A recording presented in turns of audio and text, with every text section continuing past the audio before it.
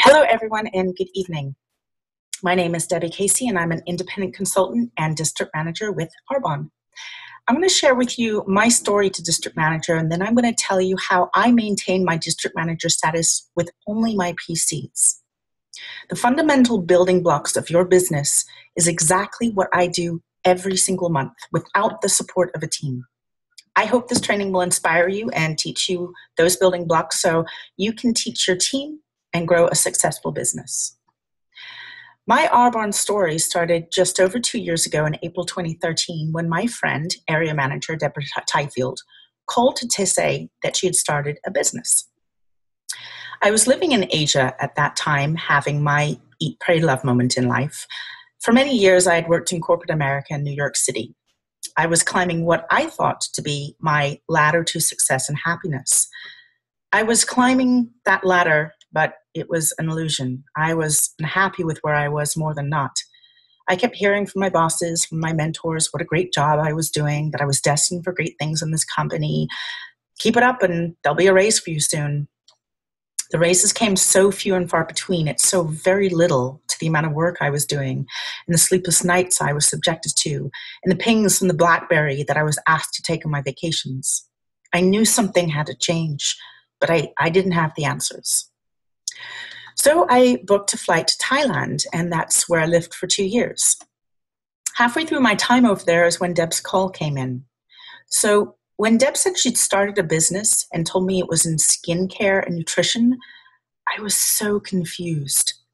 Here was my extraordinarily talented musician friend telling me that she was now in the business of what I assumed to be selling lipstick and hand cream. And my first thought was, are you crazy?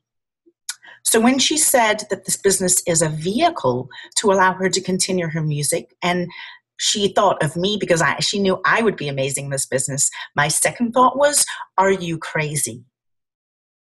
But I respected Deb.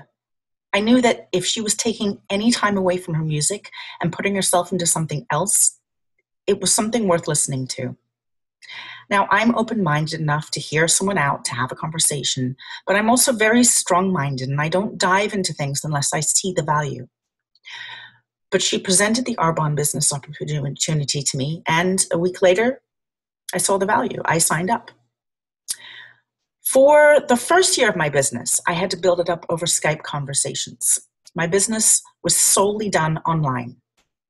I didn't have my first in-person conversation with someone until over a year after I signed up as a consultant. I knew I couldn't work my business in the way that consultants are able to until I returned to the West. So I decided to make the most of that year overseas by planting seeds with people back home, slowly introducing what I had added to my life with everyone in my warm network. I also used that year to learn as much as I could. I listened to product trainings. I got to know our team in the UK through FaceTime conversations and Facebook. I dove into personal development, reading at least 10 pages of a book and listening to an audio every day. And I attended every training on Zoom, even if it was 3 a.m. my time. I didn't care that I had a 6 a.m. wake-up call to get to my day job. I was going to learn as much as I possibly could so that I could be the best me for my future team.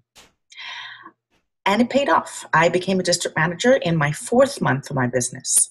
I had 2 new business builders and a handful of clients and preferred clients.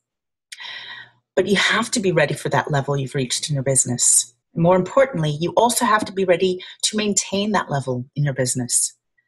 And some months later, I dropped out of district manager. But I wasn't disappointed. I knew my business wasn't ready. I knew I wasn't ready. But I never gave up. And that's tip number 1 from me. Never give up. Do you think Richard Branson would be where he is today if he gave up after the first fallout in his business? Absolutely not. Life is all about failing and succeeding. If we all gave up after our failures, we'd never know what it's like to succeed.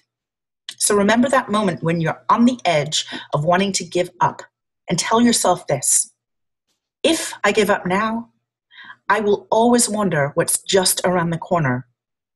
And what's just around the corner could be a success. So never give up.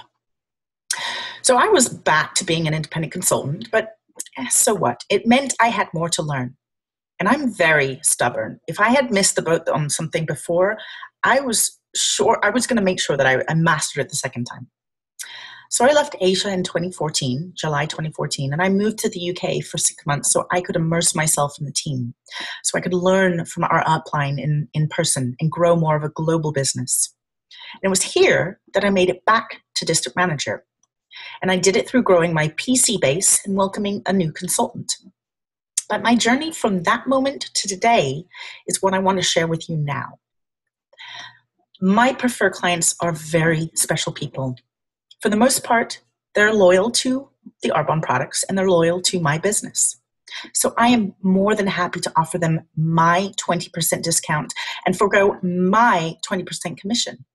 And here's tip number 2, something that I learned from ENVP Camilla Eves, who did a training video for her nation who should be on who should be a PC and who should be a client. I actually spotted her at GTC in Vegas last month, and I went up to her and I thanked her for that video because it's changed my business and the way I conduct it with people who buy products through my store. She was lovely. She was very gracious and humbled and jokingly said, "Tell that to my team. I wish they'd listen to me like you do." So tip number 2 is this. Never undervalue what it is that we have by offering your discount to new clients who only want to buy 1 or 2 products to try them out. Our products are life-changing. Remember, when you offer someone the preferred client discount, your commission for those sales is 15%. You lose out on an extra 20% commission for someone who just wants to try a product before they commit to more. Why not start those people off as clients? They're not going to pay a membership, and they can always upgrade at a later time when they want to buy more products. This is a business. You deserve that 35% commission for people who aren't sure that they want to upgrade to superior products that are pure, safe, and beneficial. One of our requirements for hitting our monthly bonuses is to reach a certain number of new PCs and new ICs who place a minimum 150 QV order. Now, I've developed a habit to make sure that my new clients who aren't PCs, that aren't PCs unless they are able to put their 150 QV minimum through my store. The way I run my business is by telling potential clients who've sampled products that they will get the most out of their first purchase if they put $150 of products through their shopping cart, which will not only access a 20% discount, but will give them that discount for an entire year. Plus, they get a free product on that first order. Now, if I treat this as a business, people will see it as a business. I know that when people start using these products every day, they will be repeat buyers. And then I'm more than happy to give up my 20% of my commission for those very special people. Recently, one of my new PCs was only going to try a couple of products. So I told her how I run my business. And after we put 2 items into her cart and the total was $70, she was the one to say, "Well, I'm already halfway there. I might as well put a couple more things in my cart to get my discount and free product." Now, I know that she will replenish those products when she's done, and I know she will want to try others in the future. She may want to be a future business builder. 70% of the business builders in Arbonne today were once PCs. So treat your PCs well, and they will stay with you. Tip number 3, get into activity, and you will see a rise in your PQVs and your QVs. Now, for those of you who are new in the business, I'm going to tell you the difference between the PQV and QV. PQV, personal qualifying volume. These are orders made by you and your PCs and clients. QV is qualifying volume. These are orders made by you, your PCs, your clients, your independent consultants and their PCs and ICs. Set your monthly building block at a minimum of 2,500 PQV every month and teach your team to do the same. I make sure that no matter what, my monthly PQV is 2,500. And I'm able to do that because I make sure I have enough activity in my monthly calendar to meet that goal. So what does that activity look like for me? I do at least 2 one-to-ones per week, at least 2 product drop-offs per week, at least 2 workshops per month, and at least 1 Discover Arbonne per month. Just that alone, based on the minimum amount of activity I put in my calendar, puts me at over 2,500 PQV. If you can do all of this in 1 month, and trust me, it's not a lot of activity, imagine what will happen to your business when you teach your team to do exactly the same thing as you. Tip number 4, perfect the art of the follow-up with your PCs. It's called the 3-3-3 rule of following up. I make sure that each new PC that orders products through my store, they know that they will get 3 follow-up phone calls from me. The first one is 3 days after their initial order to make sure their products arrive safe and sound.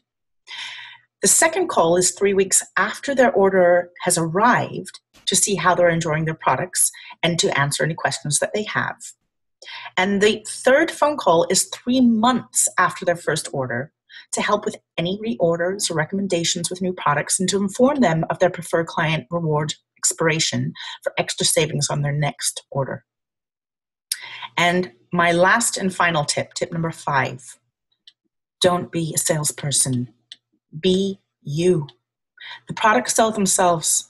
If you've already approached somebody with the products and they've tried them but aren't ready to swap what they're currently using, they're not ready. Have patience. I now have people coming to me when they're ready to purchase products. A new friend I made in the UK last year used the products for a week when I met her. She loved them, but still had products that she needed to use up. Just yesterday, while I was in the middle of writing this training, she WhatsApped me and said, "Hey, how's it going? So I'm considering switching skin products and you sprung to mind." Planting seeds. That's what I've been doing. So we hopped on Skype and she became a PC. And after our Skype, she sent me this message. "Thanks, Debbie. I feel so privileged to be a preferred client." People will buy products through you for 2 reasons. 1, they want to support your business and they like the person they're supporting. And number 2, the products are worth their weight in gold.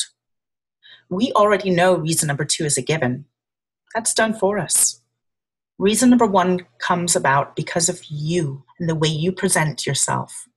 So be honorable, be patient, show integrity by using the products yourself, and be that positive light that shines through and makes people want to gravitate towards you.